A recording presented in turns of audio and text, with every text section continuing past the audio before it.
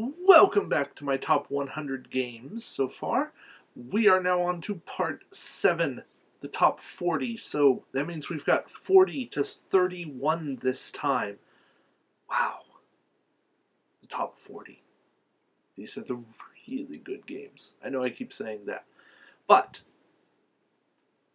these are the really good games. These are the games that if somebody says, hey, you want to play that?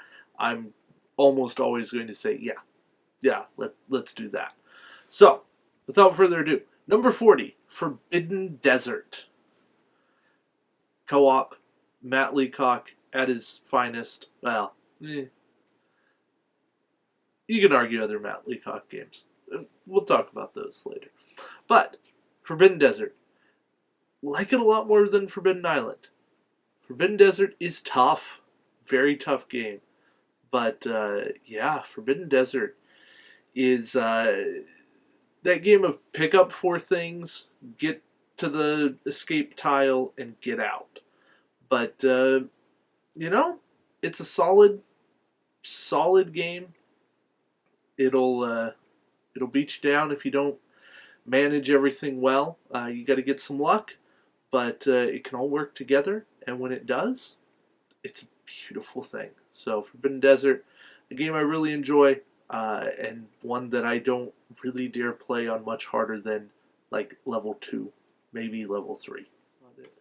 Number 39 is Cassian Guns, specifically the 2nd edition. This is a game that a lot of fun, but a lot of tension, especially when somebody's pointed a gun at you for the 6th round in a row, and you're like, really, come on, I'm not winning here. Stop it. And they're like, oh, but it's a blank. It's like, no, come on. I don't care if it's a blank. Point it somewhere else. Point it over there. They're winning. Anyways, Cassian Guns. Some people love it. Some people absolutely hate it. But it's a game where you gotta politic. You gotta say, oh, man, no. I'm not winning. Bring in the first expansion with the Godfather and the Vault, so that not everything is public knowledge. You get some secret money in there. That spices it up. Secret powers, even better. And you get some pretty cool things. Cassian Guns, a lot of fun. Not always the most fun because of some attitudes, but as long as everybody remembers that it's just a game, it's good fun. So that's why it's up here. Cassian Guns. Number 38, Spyfall. Yeah, insert theme music. Anyways, Spyfall is questions, answers, evasiveness. How do you phrase a question the right way? How do you answer? Do they know what they're talking about? Do you know what you're talking about? Are you the spy? Am I the spy? Do they really mean what they said? Or are they just picking up on one little aspect of what one person said? How well can you bluff? Another one of those sit around, play it around a couch. It's a good game. It's a lot of variety, a lot of different locations, and you never truly know what's going to happen in Spyfall. There's some really awesome questions that have come up, and a lot of good games have been played very late at night with Spyfall, and that makes it all the better. So, thumbs up for Spyfall. Number 37 is Small World. This is a game that is kind of fallen down on the list. I still play it on an iPad, and I like it that way because the math is instant. This is one of those games that has a bunch of expansions, a bunch of different powers, both in terms of the races and their abilities that you can pair up, and you get different combinations every time you play. but it almost got to be too many expansions, too many different opportunities, that the balance there just got completely out of whack. And trying to remember everything that existed, even with the reference sheets, it became too much passing around, and it almost was too much. And I don't know. Maybe it was me and being put in a position of playing a lot of like 3 and 4 player games. Small World just didn't succeed in that situation because you're when you're put in a position of combat in a 3-player game, there's that natural A attacks B, so B wants to go back at A, and C runs away with the game. And then C's running away, so A and B both attack C, and then C's way behind. And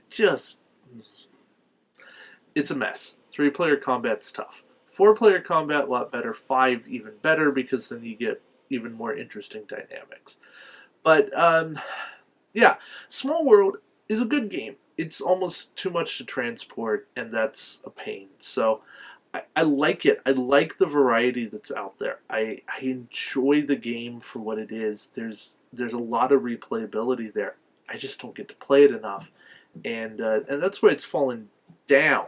It used to be in like my top 20, but sitting here at 37 is still a really good position. It still says I like this game. I like the core mechanics. It just could be even higher if I got to play it more. Number 36, Lemming Mafia. Now, this is a game that I had never heard of until my friend Corey brought it, and I still don't hear people talking about it. You have objective cards. You have 6 lemmings. And all these lemmings are trying to advance and be the first one to jump off the end of the board. Except, along the way, lemmings can get cement put on them. And if they get 3 cement, they're out. And cement can be taken off on various spots, and there's places to get objective cards or throw away objective cards, and you're messing with the order. So you may have a card that's like blue is in the top 3, or pink is in the top 2, or gray finishes ahead of pink, or all kinds of things. So objectives are worth points. Betting on who's going to finish first is also worth points, and all of that works out. Or it's a very well done game.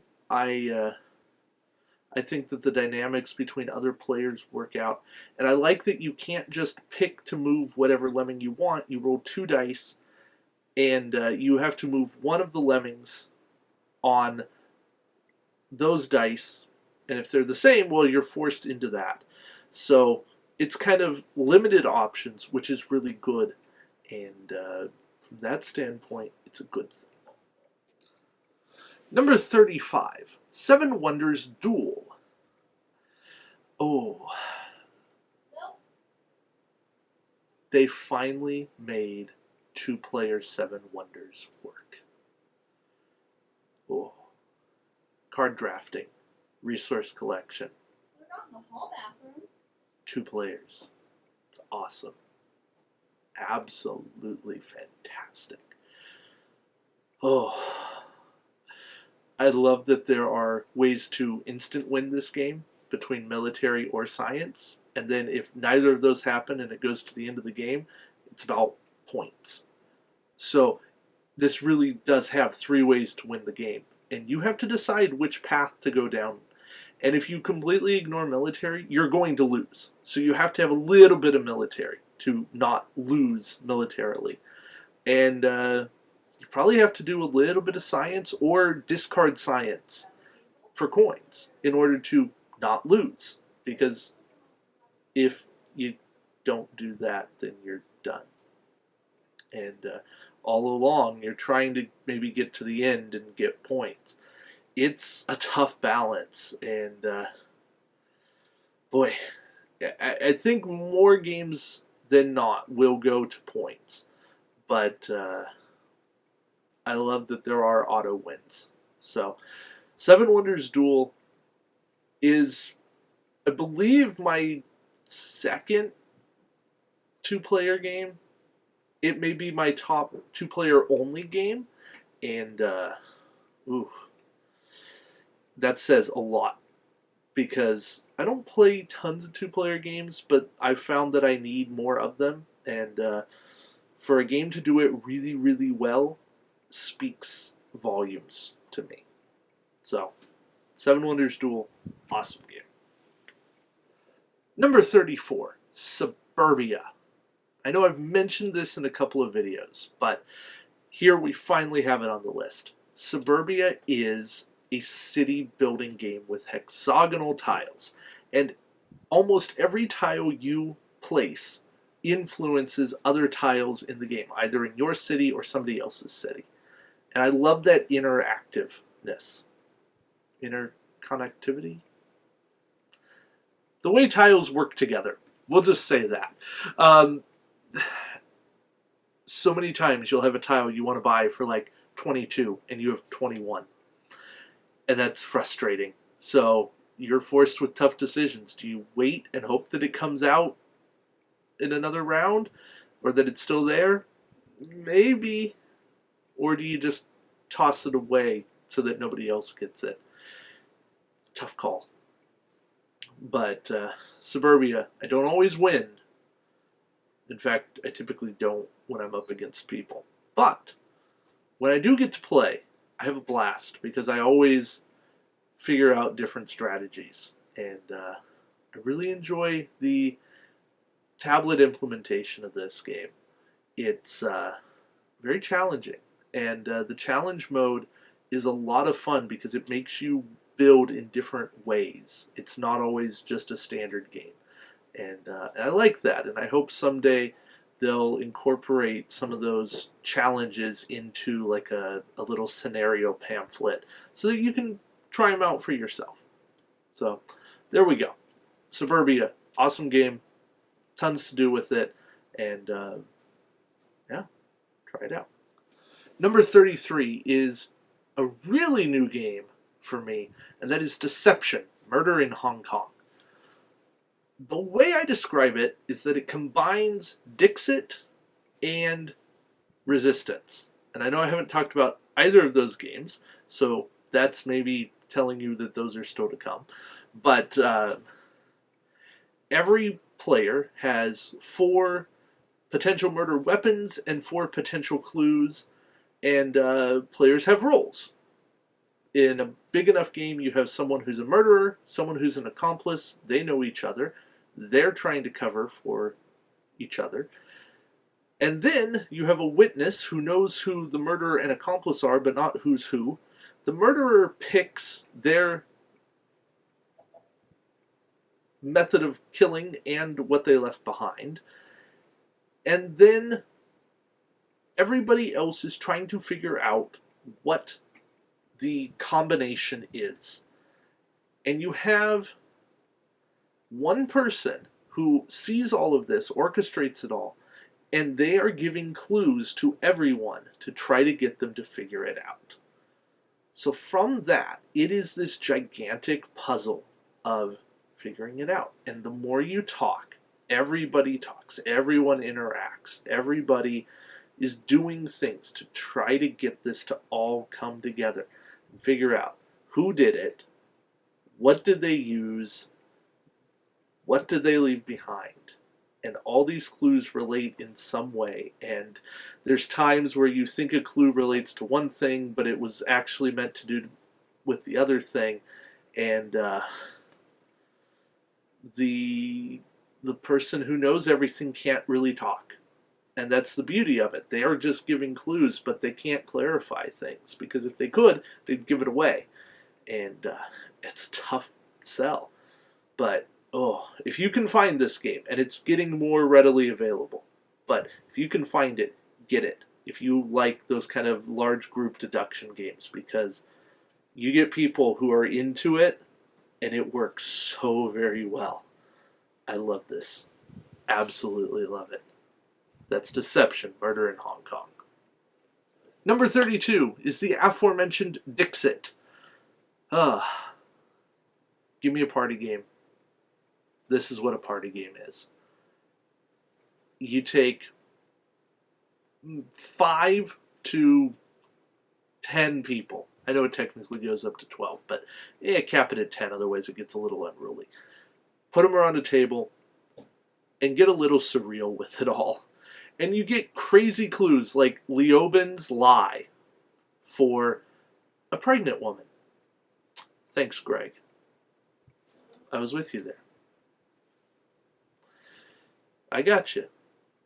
And somebody else got you. But the rest of the group did not. And those are the beautiful clues. And, yes, Battlestar. It's about those connections you can make. And the more you can do that, the better off you are. Because it's not just about the going, oh, there's a dragon. Well, it's going to be pretty obvious if there's only one dragon card. But it's about the bigger stories. And if somebody makes a obscure novel reference that I've never read, I kind of go, really? But you make your best guess. And Dixit can be a lot of fun. I don't really play it to win. I play it to have that fun experience. And the more I do that, I enjoy myself every time. Because everyone's there laughing. Everyone's there kind of frustrated, going, what were you thinking with that? Or, oh, that's a really good card. I like that. Even when the clue giver goes, wow, that's a good card. Hopefully not right when it comes out, otherwise they're spoiling it. But afterwards, they can sit around and talk about that. Dixit's a ton of fun, amazing artwork, and hard to ask for much more from a party game and a really fun big group game. All right, the last game on this list, number 31, Pandemic: The Cure. This is the dice game version of Pandemic.